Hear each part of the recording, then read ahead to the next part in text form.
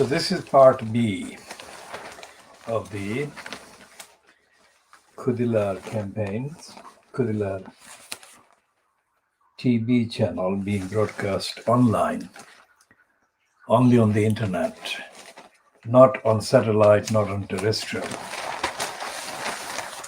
Now today, Wednesday, the 9th of June 2021, the financial crimes cover price £2.90 today. Carries a number of advertisements, and this one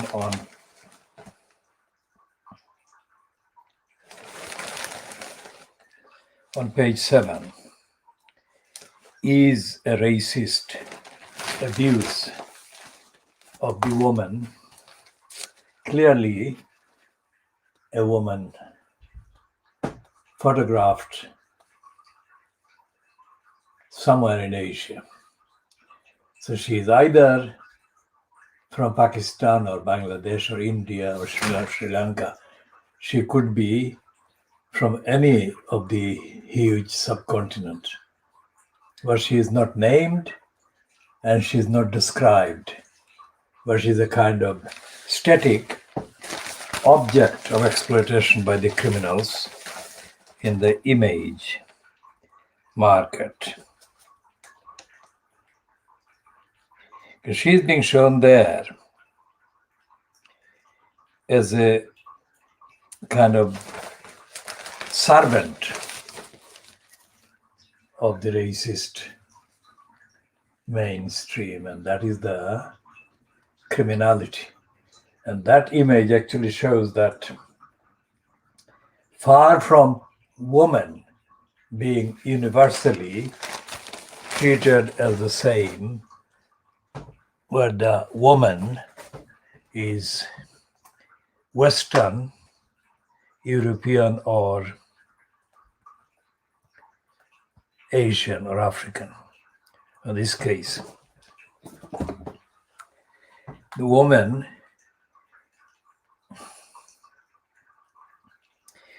is a symbol of exploitation, the exploited, and the abused and the denied and the discriminated against.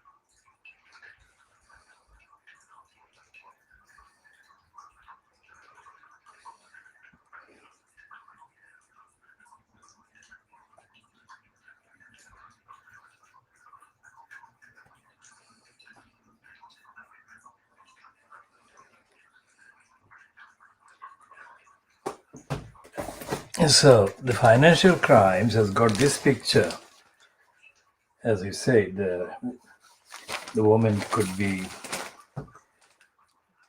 Bangladeshi, somewhere from India, or from even Nepal or Sri Lanka. And this woman is not described. I mean, you're not given any caption. And she is part of an object. And the description is the Tetra Pak company, packaging company. And she is not treated as a human being in her own rights at all. And this is supposed to be the green advertisement for Tetra Pak. Now, all the items in the financial crimes today, all the items are in denial of the many and in denial of societies everywhere. And it is sick-making fact that for such a long time, the financial crimes has been allowed to publish in this corrupt, in denial of society mode and with the agenda.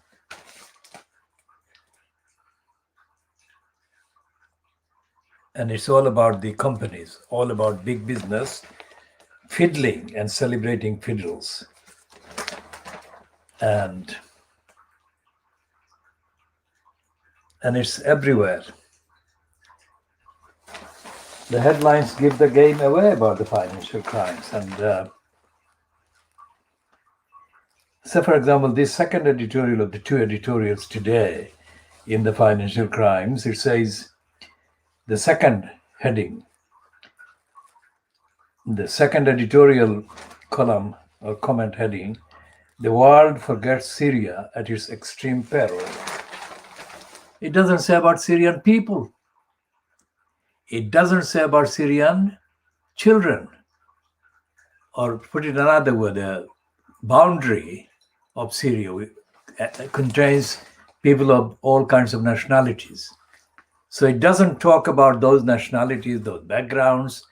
It doesn't talk about how these people have been condemned to find themselves in such a state, which is Syria, in such a state of war and massacres and genocidal attacks from various quarters, including from Israel. And the from opposite page, page 23, which has got 3 items. And all 3 of them are in denial of the many. And this piece by this Indian origin, far-right criminal, Janan Ganesh, has got a piece about the Democratic Party, and it's a completely upside-down piece about the Democrats having the last laugh. It's not the Democrats. It's not the Democrats at all.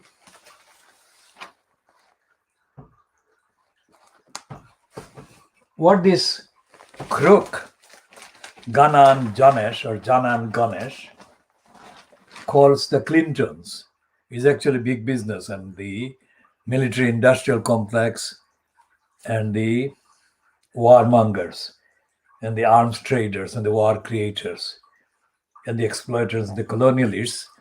The colonialists are forever updating the modes and methods and tactics of colonialism.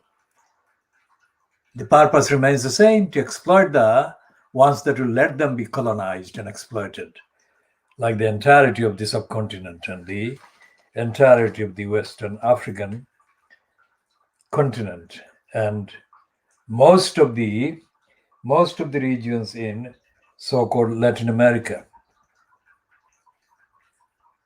And the financial crimes doesn't talk about the people. There is nothing in the financial crimes about the people in any of the continents. Not even the people in Western Europe. The only people there able to kind of have a place in the paper is for this obscenity in the headline about these space adventures by Bezos and Branson and others. And they're talking about the manhood. This is the size, is the shape of the spacecraft that they are resembling.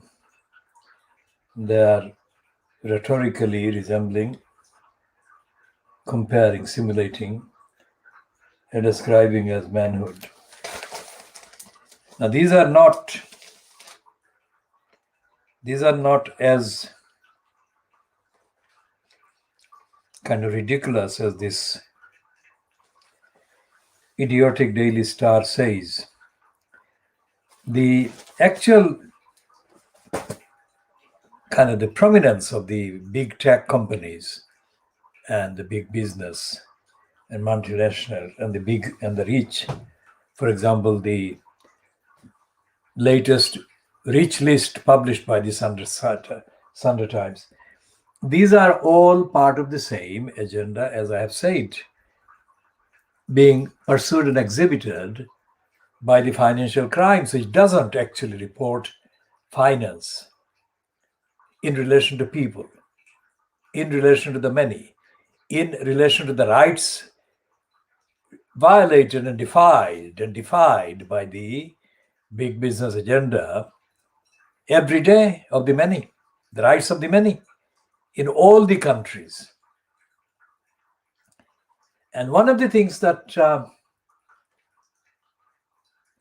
always comes before me whenever I'm looking at the evidence of this kind of degeneration is the actual impact of Charlie Marx.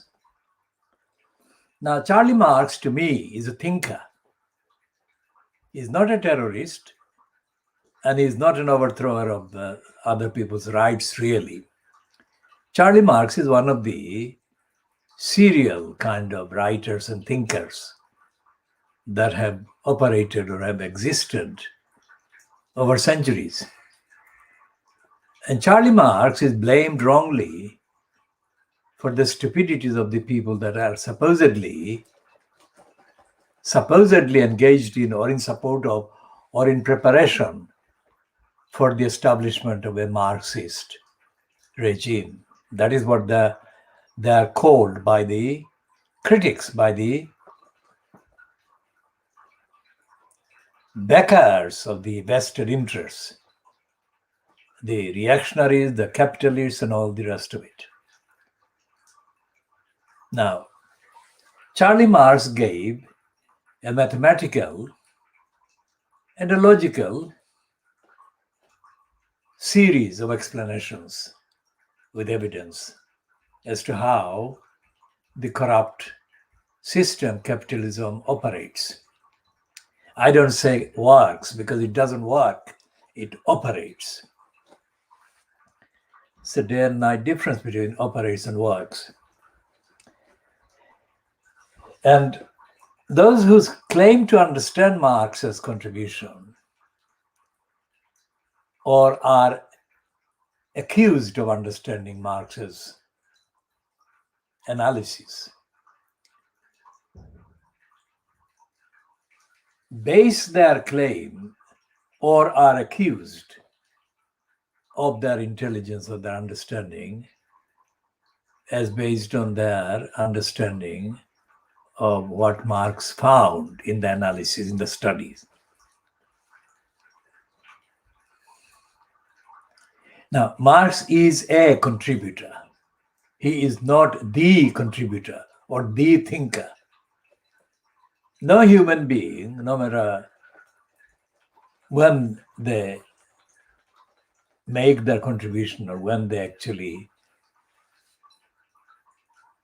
publish or make public their thoughts, can be the complete thinker about society, human beings. which is where the relevance of the theology about religion and faiths comes in. Because in the study of the faiths that I have made, I have not found the reality connected with the theology or the theory. And the same applies to Charlie Marx or Charlie Marx's analysis. So what this means is that the worst use of Charlie Marx by Fleet Street and its equivalent counterpart collection of media in the USA, in Western Europe, elsewhere, even in Japan, and of course, Australia and Canada, being two extensions of what is Fleet Street still. What they do is they twist and distort the ordinary meaning of what Charlie Marx said. And they almost exclusively apply the distorted image of Charlie Marx to discredit anyone who creditably can argue against the corrupt, capitalist, colonialist, imperialist, anti-democratic status quo. And Charlie Marx doesn't have. This is an exclusive analysis of Charlie Marx himself. Charlie Marx doesn't say anything about what I call the auditing, the objective, universal mode and format of auditing the decision makers, holding the decision makers to account for the decisions, for the impact of their decisions on the many, on any number of the many. Individuals, numbers of individuals among the many. So, there is no model in Charlie Marx's analysis that creates an answer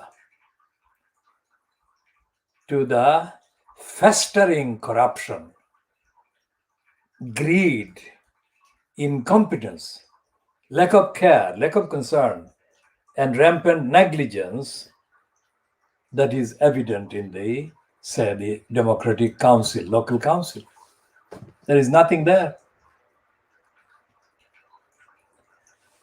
So even if somebody is called a Marxist trying to take over Lambeth Council, which is what had happened in the 1980s when Ted Knight was Lambeth councillor and council leader, he delivered nothing. Ted Knight delivered no accountability. Lambeth local council and Ted Knight was overhyped by Fleet Street as a revolutionary Marxist, leftist, revolutionary radical in the 1980s.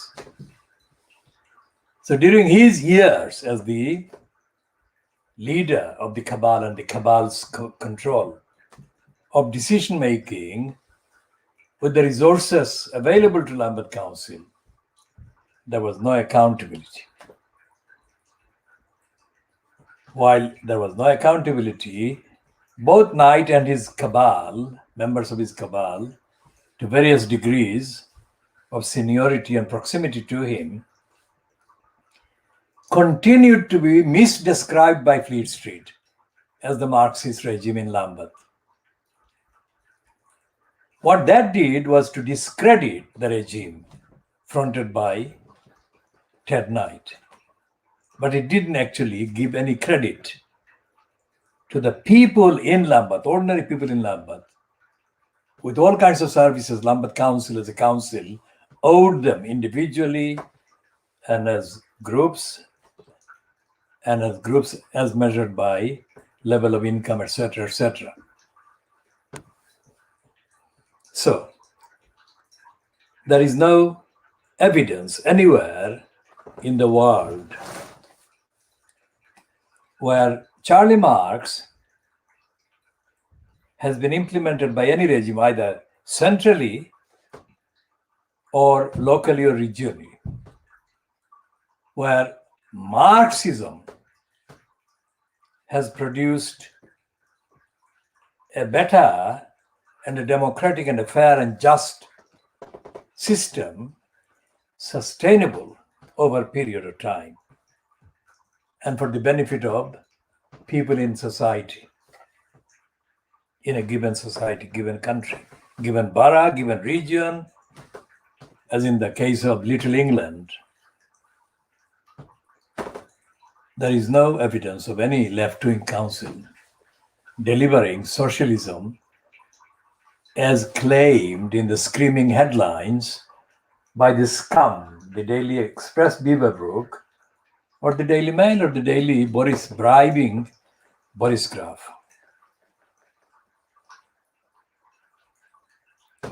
So where is this coming from? It's coming from this one. Immediate trigger is this heading in the Star. And the detailed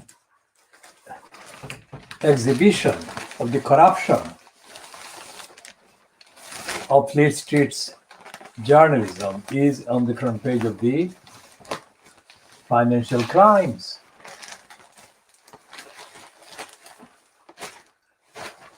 Because that is Sunak. The heading is Sunak. And immediately above that heading with Sunak is the item about the big giants, big US billionaires not paying tax. Now that's the opposite of Marxism. The system that is in operation in the USA through the state, the United States, individual states, and their parts shows that they are not collecting taxes from the big billionaires. And secondly, they cannot collect the taxes from the big billionaires because the big billionaires own the United States by institutions, by defaults, and by the lack of appropriate legislation that could force them to pay the tax. And this front page on the Financial Crimes is in direct opposition to the claim by the Indian origin criminal liar Janan Ganesh, who on page 23 of today's Financial Crimes claims that the Democratic Party is controlled by the Clintons and the right wing of the Democratic Party is in control of the USA. I mean, that is subject to the other conditions that he has, Janan Ganesh has made in the last few months, that the Biden administration is only in place for a few months, so there will be quite a lot of time to cover before it becomes more clear as to who is running the operation, that is the USA. I say that we don't need to wait because there has never been any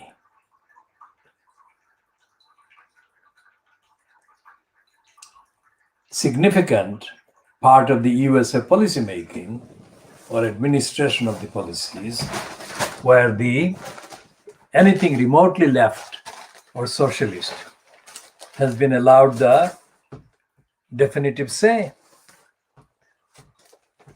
That's number one. Number two is that, remember what we're talking about, the big business and the big billionaires. The report on the financial crimes, the main report, that Rishi Sunak, the UK, incumbent in the corrupt post of the finance minister in the Johnson-fronted cabal, that Sunak, who along with his wife, is reported to own about 700 million pounds of wealth. That Sunak has been lobbying against the G7 countries, kind of running a policy that weakens the influence of the City of London that actually controls the financial operations. That means that the financial kind of business, banks and others, big lenders, financial assets, that they're the ones who exchange the money and keep the society down. Majority of the people who produce what Charlie Marx said, surplus value. Look up surplus value, it is better explained in the various entries on surplus value. The surplus value is the contribution made by the ordinary people, ordinary labor, either intellectual or physical, at every level.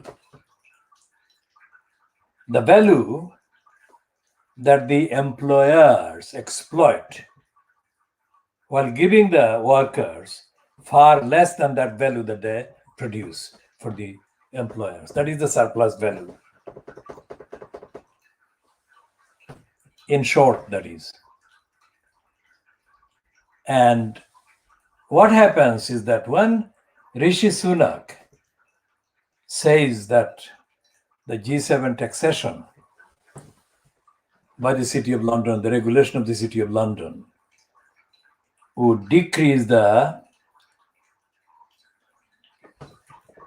access to wealth or access to profit, the surplus value, by the City of London, that is the financial operatives in both City of London and the Isle of Dogs.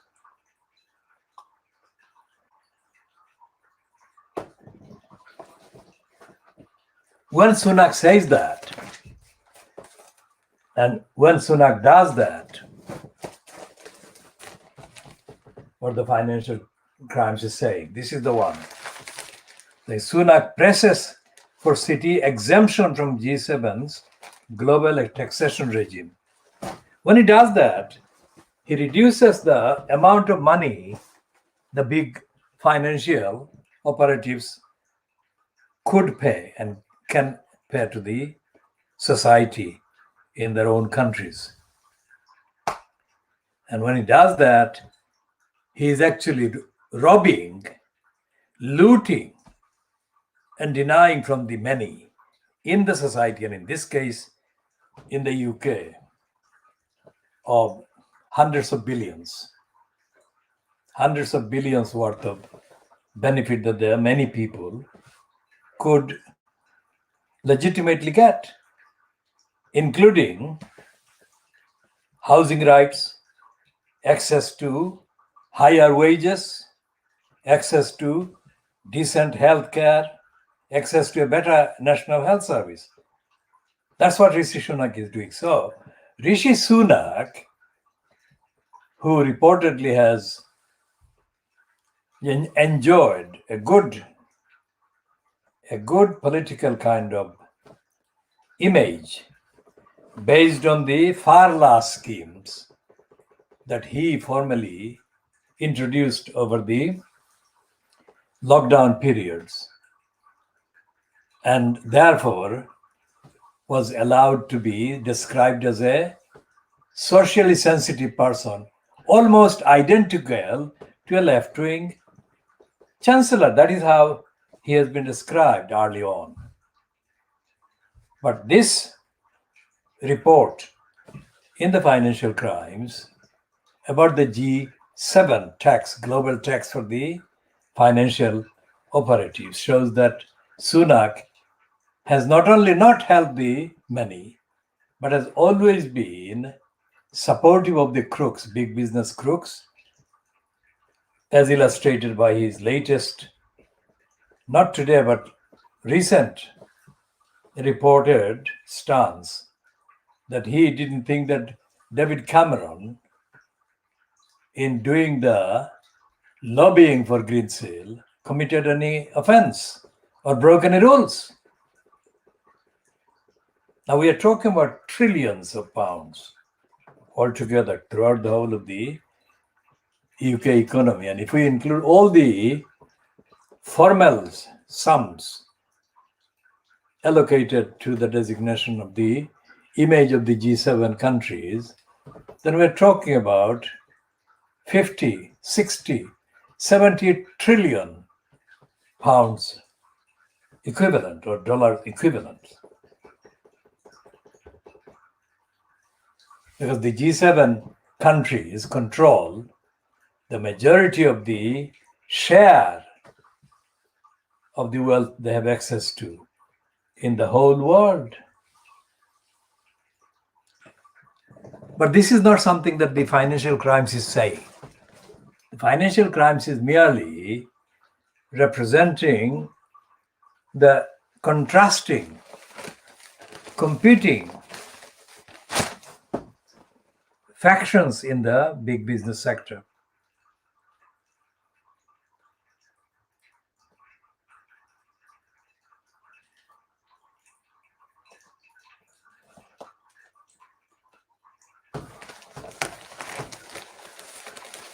And there is no mention in the financial crimes, in the financial reports, and the financial robbery, etc., etc.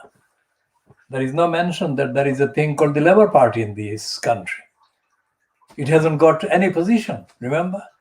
And the analysis is that the Labour Party has been politically murdered by Keir Starmer, which is why it hasn't got any political presence.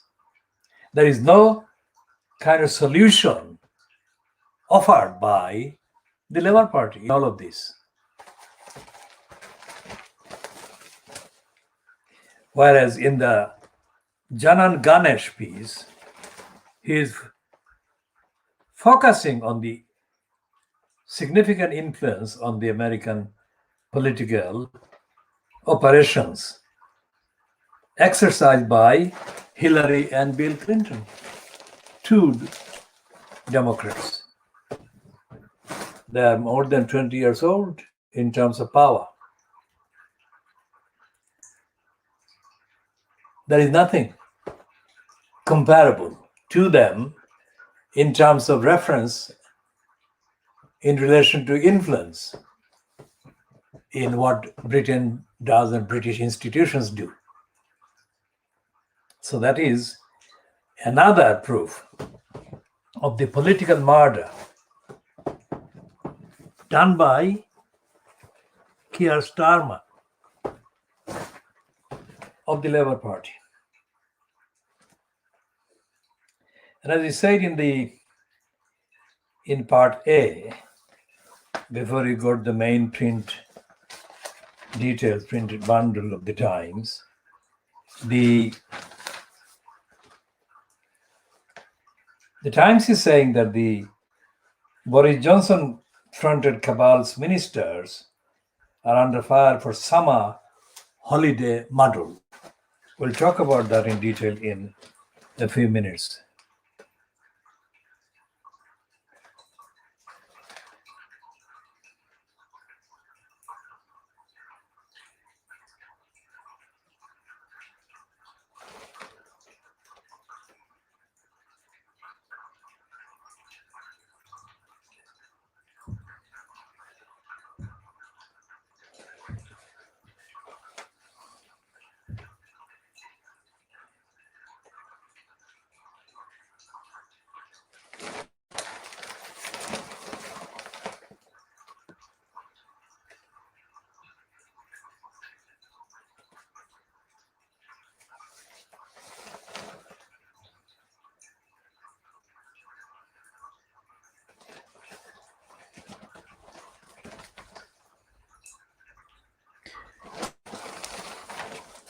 Now I'm shaking my head because on the inside of the Times, there is the proof that the word officer should not be applied.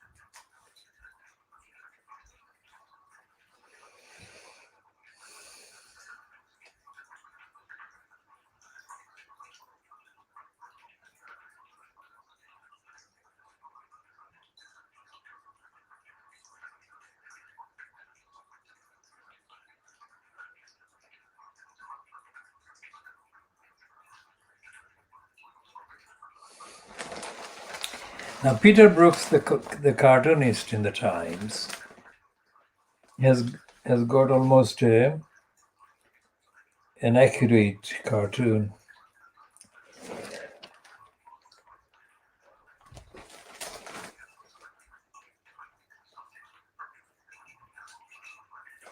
Now, anyone who is new to watching this and is newly being aware of the description of our broadcast, which is headed World Exclusive Diagnosis of Fleet Street, needs to be told in brief that we call it diagnosis because we find on the evidence the contents of the Fleet Street newspapers absolutely sick. And the other aspect of this explanation is that there is nothing produced by way of any kind of analysis of the British media, which always inevitably centers on the contents of Fleet Street. There is no outlet anywhere in the world, anywhere in the UK, of what we produce, the contents, the diagnosis, and the exclusiveness of it. Now, today's Times has got an item which is completely meaningless for meaningless for the many, that is, and we shall come to its corrupt kind of shielding of the Metropolitan policeman, murderer, rapist, and kidnapper of Sarah Everett.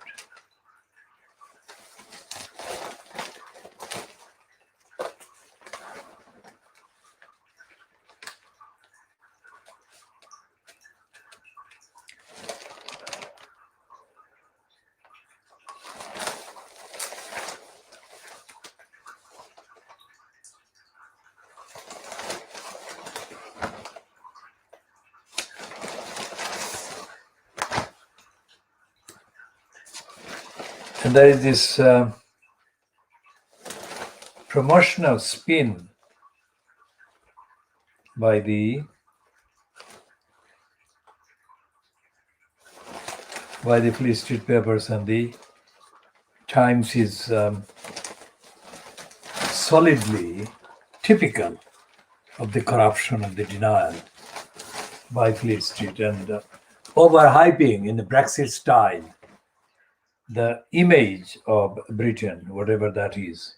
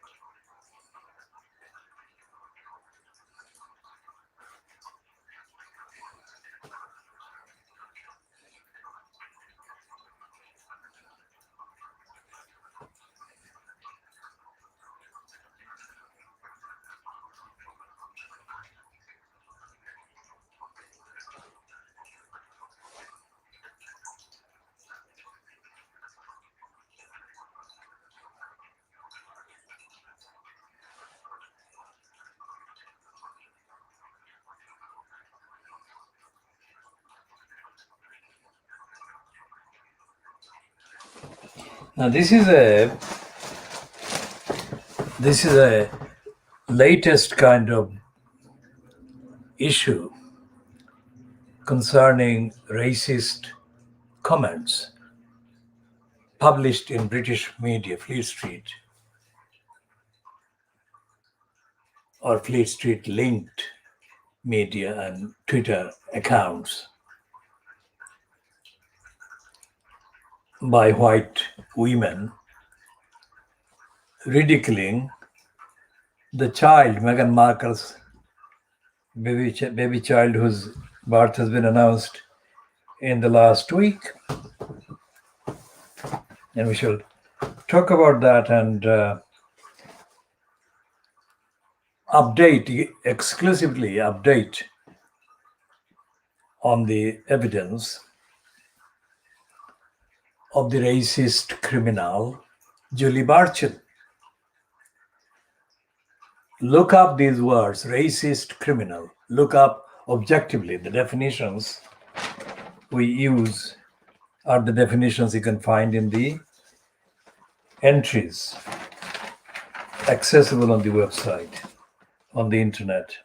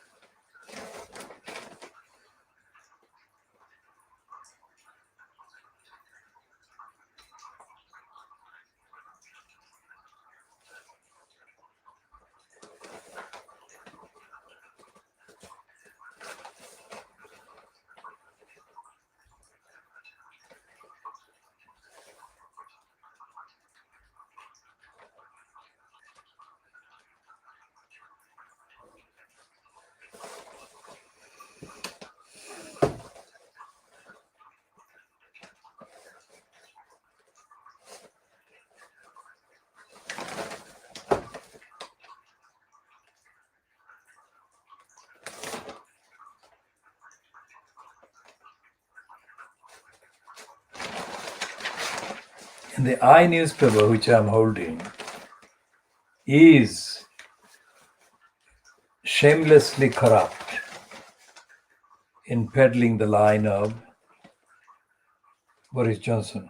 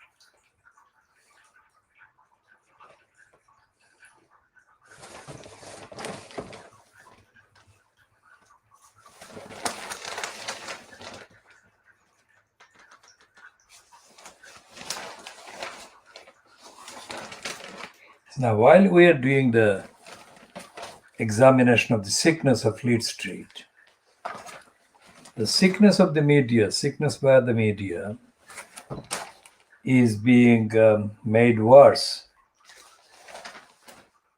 by the appearance due to be carried out from the 13th of June 2021 of ghastly Briloped Andrew Neil GB News.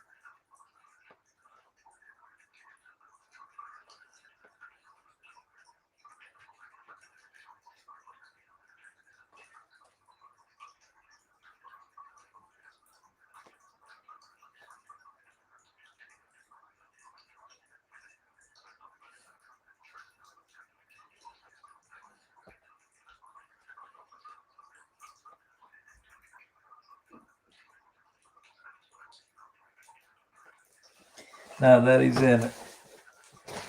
a herd of 15 elephants being monitored in China because they have been on a year-long 300-mile trek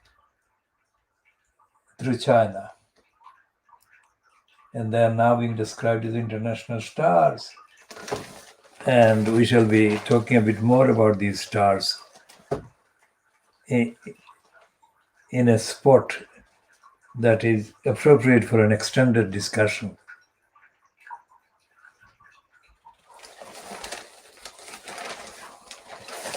Now, this is the item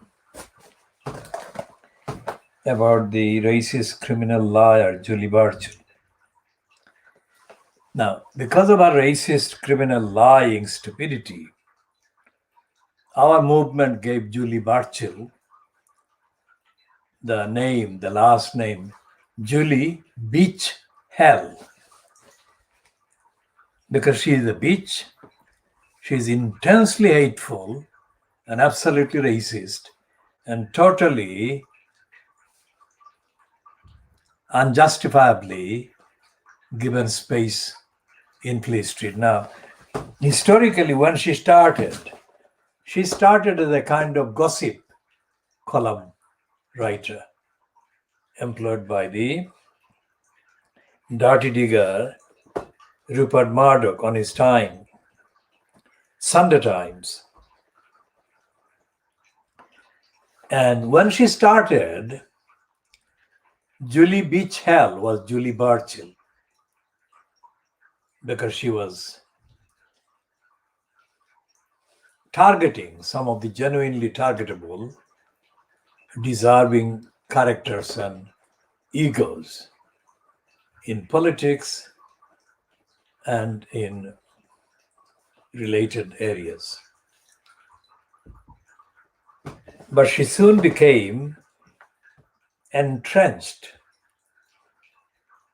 in digging deeper into the racist personality that she obviously had. than was apparent in the initial pieces that she wrote in the Sunday Times.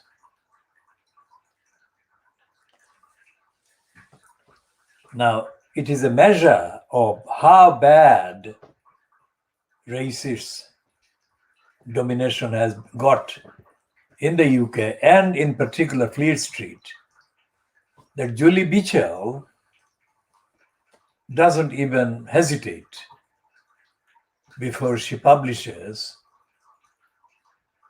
openly racist pieces about a child who has just been born, Meghan Markle's child. And she said her reaction, first reaction to the news about Meghan Markle's child, the baby child,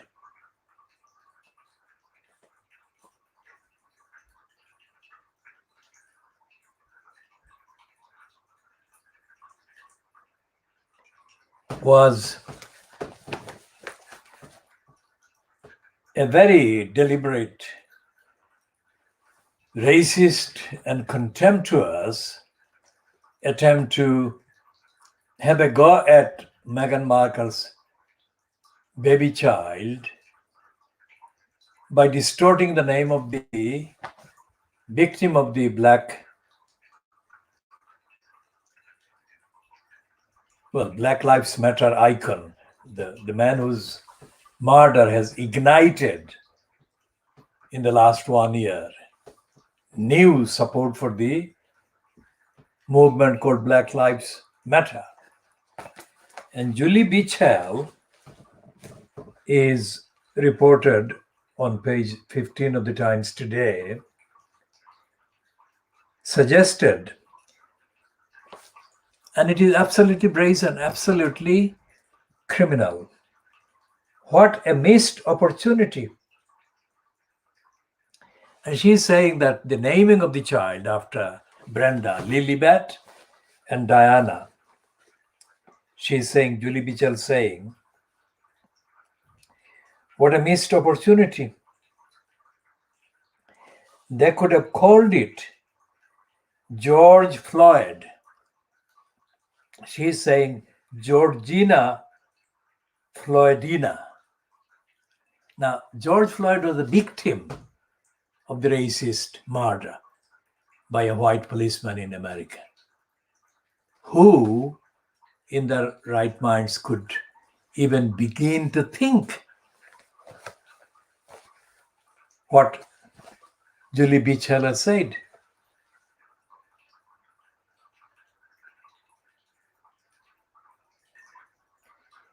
And this woman, who is a licensed law trader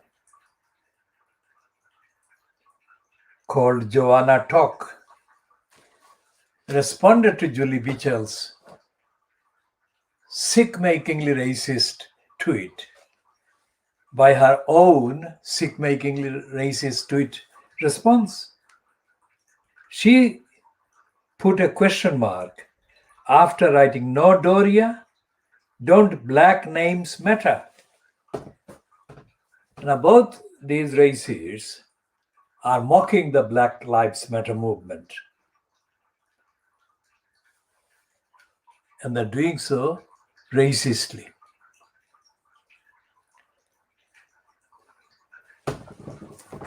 So when she said that,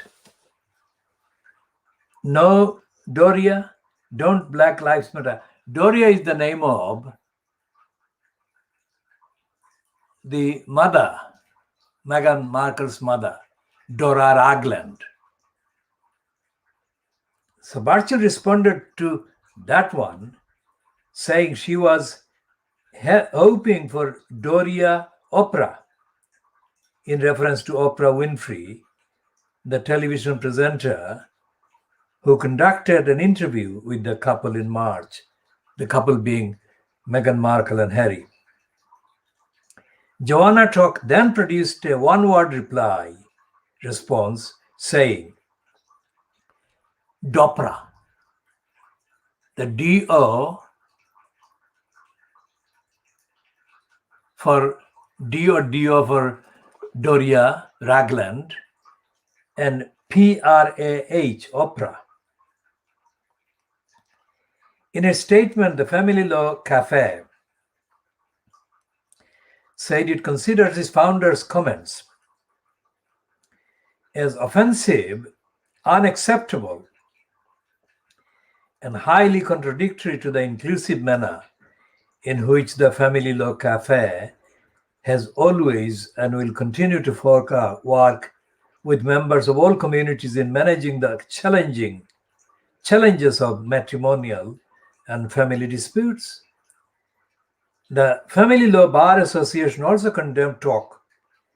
It said that it had written to the barrister and had referred the exchanges to the Bar Standards Board and the Bar Council. The association said that talk's comments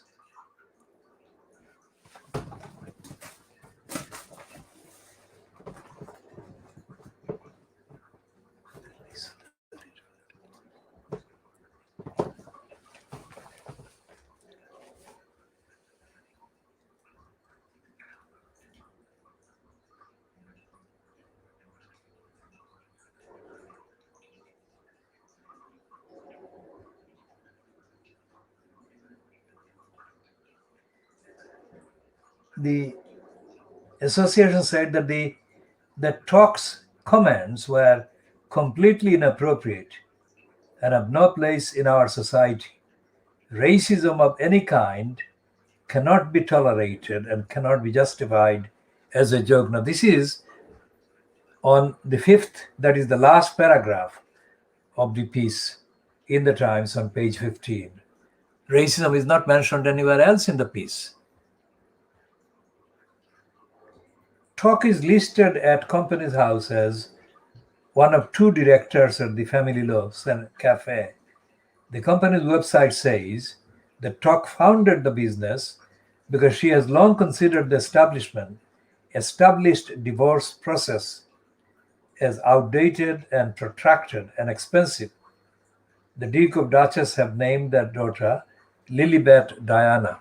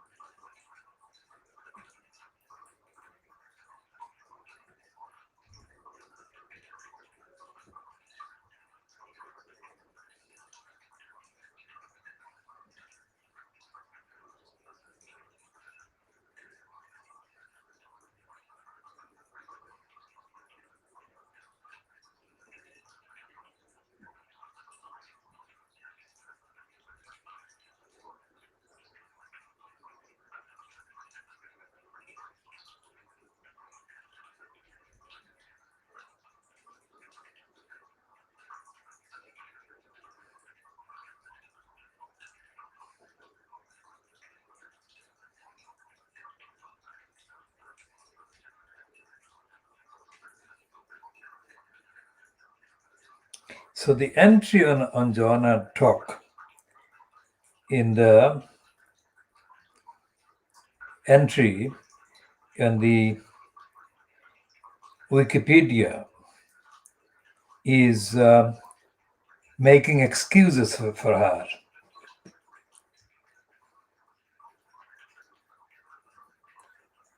Like, for example, it says, on 7th of June 2021, 2 days ago, Talk was ostensibly suspended.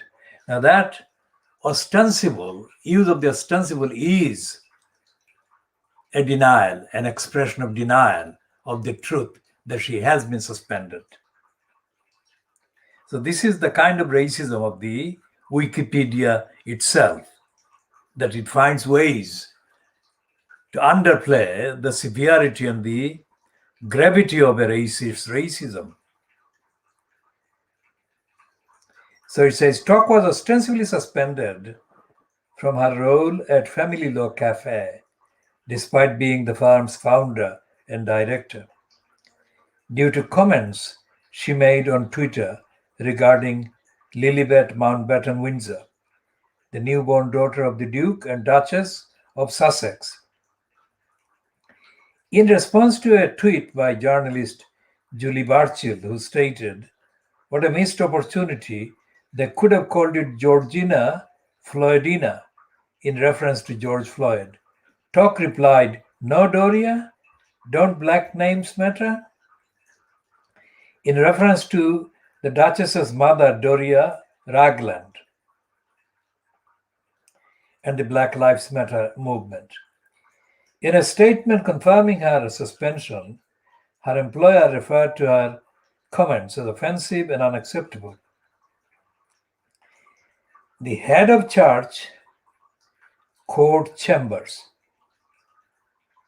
Talk's previous employer, also issued a statement confirming that despite the information contained within her Wikipedia article, they have no association with her, and that she left her role in 2018.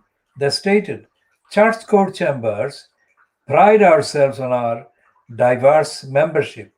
There is no place for racism in any context anywhere.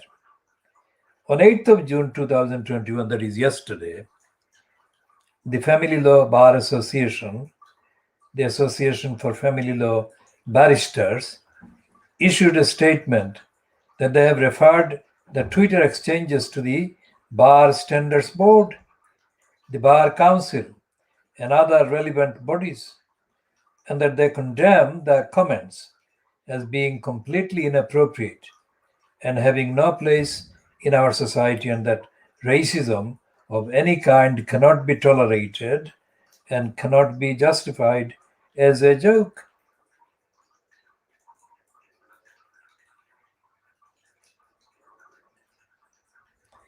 So they give a reference, a few references to her recent reported cases she has been involved in.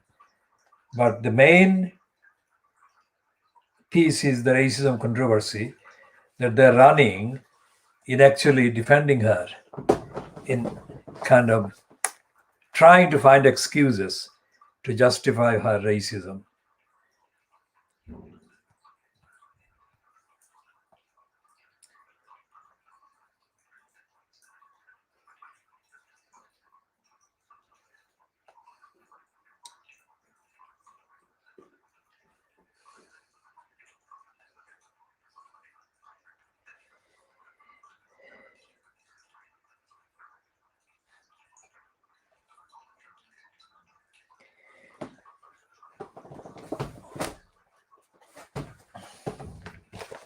So this is the piece in the Times. Let's remember that this is the second item this week that Fleet Street has been kind of, quote, covering, mainly as cover up, because as we described the treatment by the Guardian yesterday, that is Tuesday, the 8th of June 2021, of Ollie Robinson and his tweet against Muslims and against women. Let's get a bit more of the contents of the Times today. Remember, we're doing world exclusive diagnosis of the Fleet Street media, and we're diagnosing a sick media. That's what we are doing.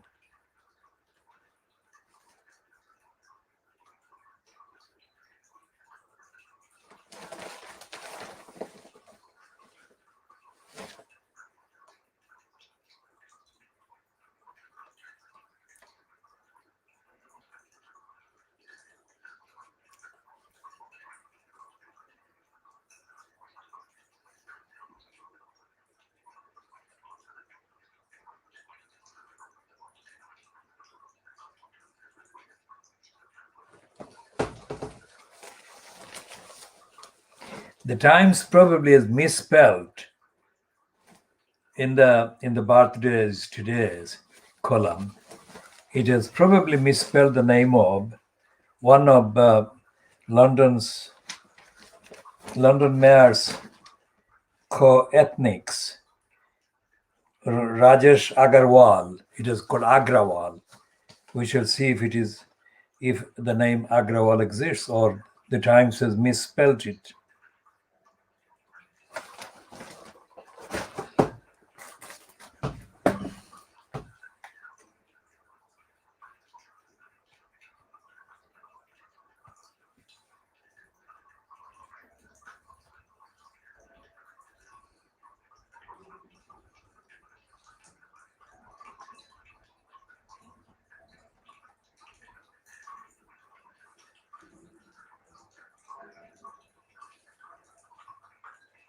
Well, it seems that the Times has not misspelled it,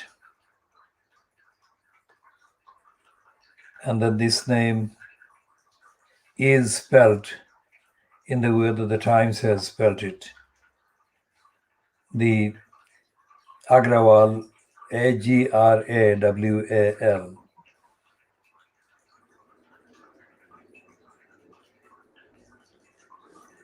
And he is on a salary of £132,664. He is paid in the name of London. So born in India, Rajesh moved to London in 2001. As an entrepreneur, he founded Rational IFX in 2005 and Zendope in 2014, both companies utilizing technology to reduce the cost of international money transfer for business and individuals. Rajesh is passionate about promoting entrepreneurship and creating opportunities for young people. He was appointed chair of Oxfam's Enterprise Development Program in 2015 and has been a patron of the Prince's Trust for many years. Now, if he is only in London for the last 20 calendar years, many years suggests an exaggeration.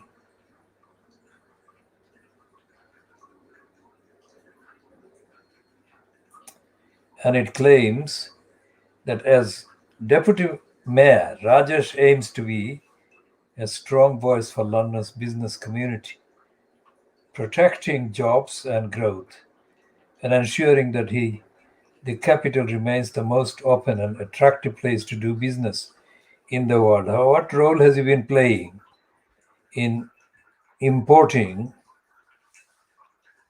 the Indian virus via the link? This is something that needs to be explained further in due course. We shall be doing that because Sadiq Khan has found in this person the appropriate qualifications for a post. He's being paid to occupy, paid £132,000 to occupy. Now, there is no publication as to what contribution he or any of the other deputy mayors are making. And we shall be talking more about Sadiq Khan in due course.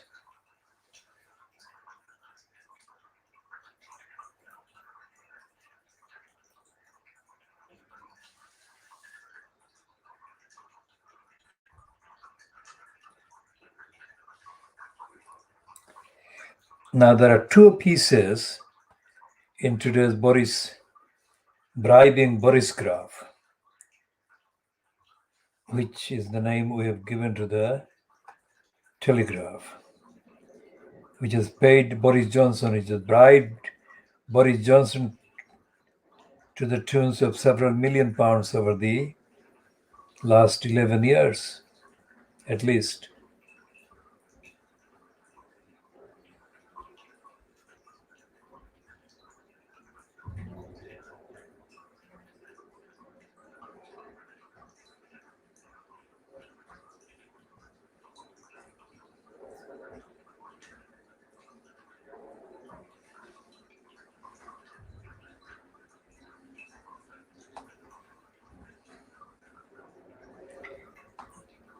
Now we shall talk about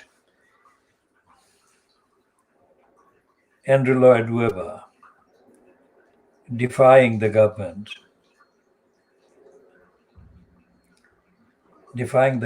to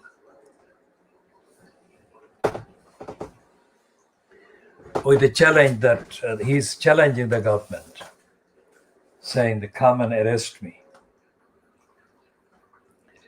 over the lockdown. He's saying that he's not going to observe the lockdown. He's going to break the lockdown on the 21st of this month, which is now just 10 days away. He's saying that come and arrest me. That is clearly indicative of the confidence that Andrew Lloyd Webber feels, because he's a member of the Conservatives, and he doesn't care, because he knows that the Conservatives will find a way of accommodating him.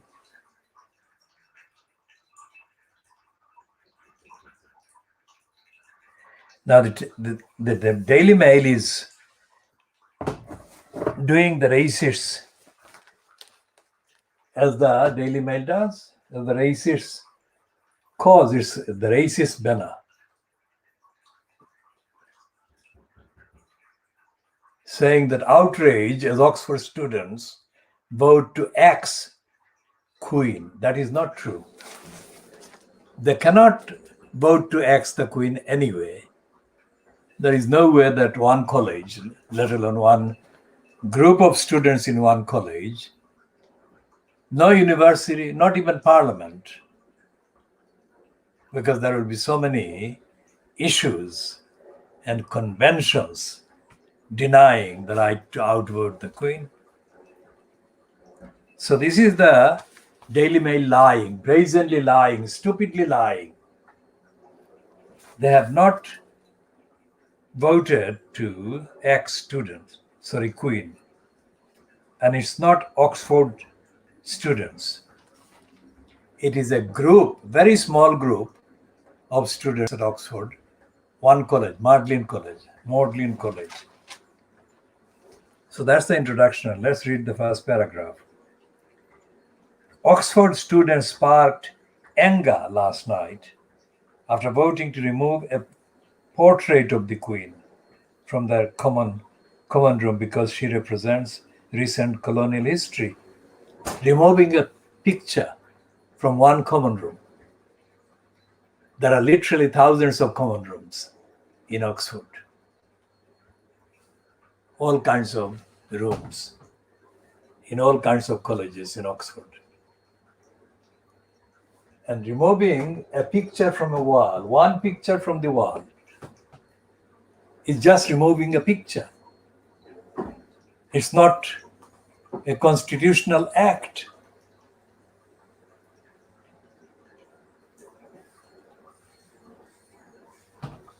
And it says,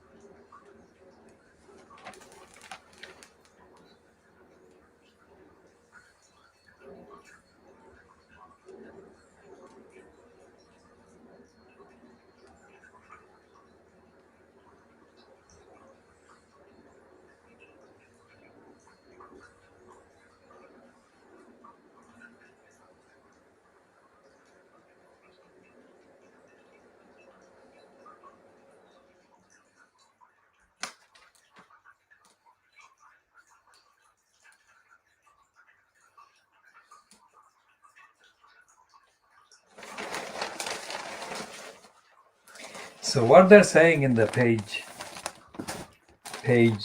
two, page what? Page 4, is it? Page 4 of the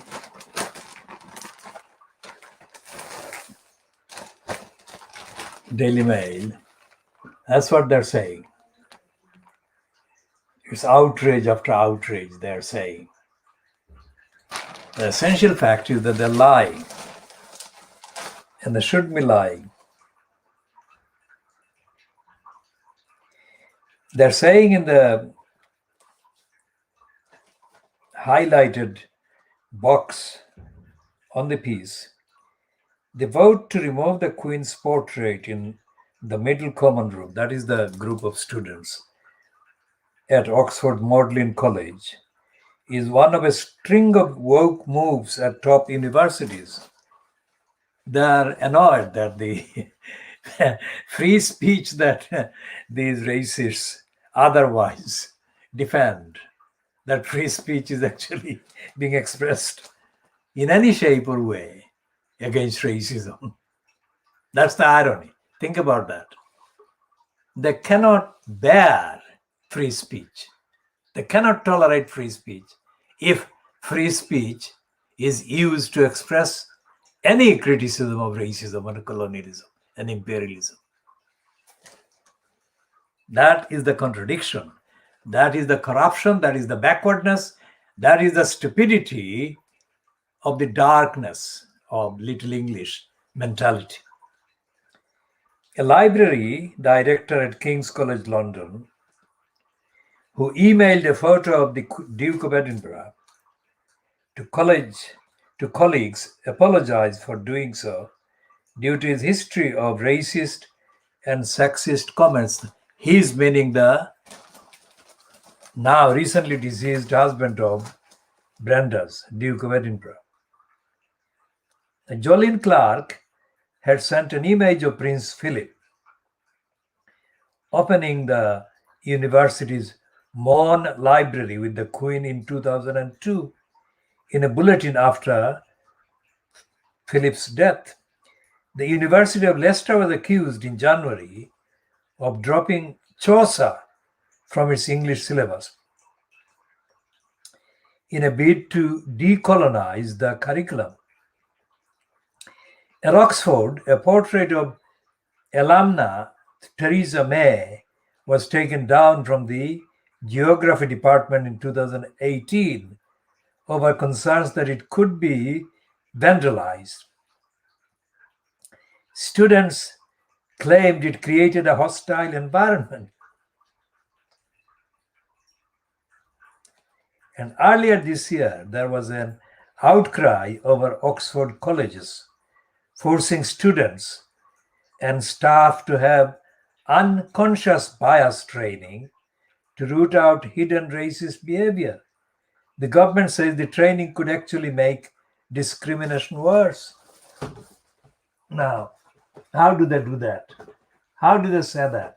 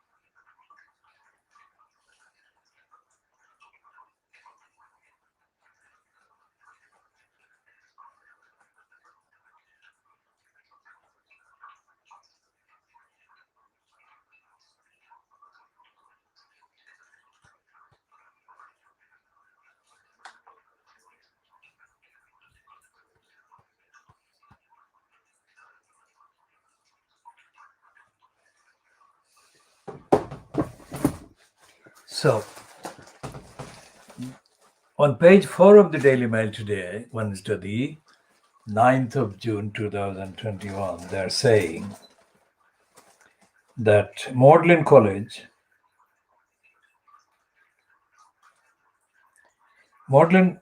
which was apparently founded in 1458, has a rich history of kings and politicians.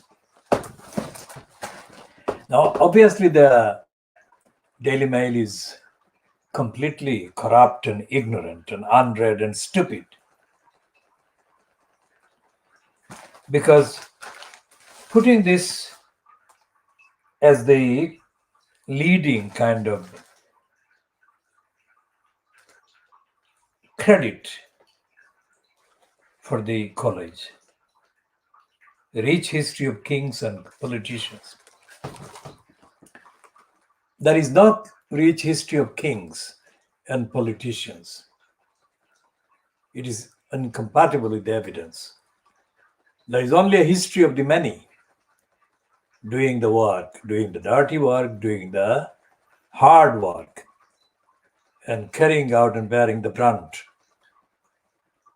of the proclivities of politicians as corrupt as Boris Johnson,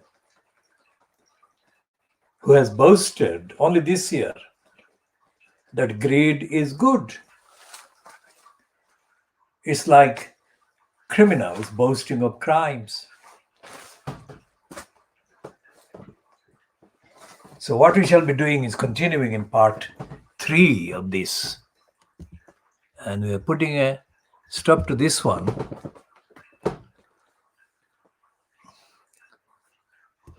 at just under an hour.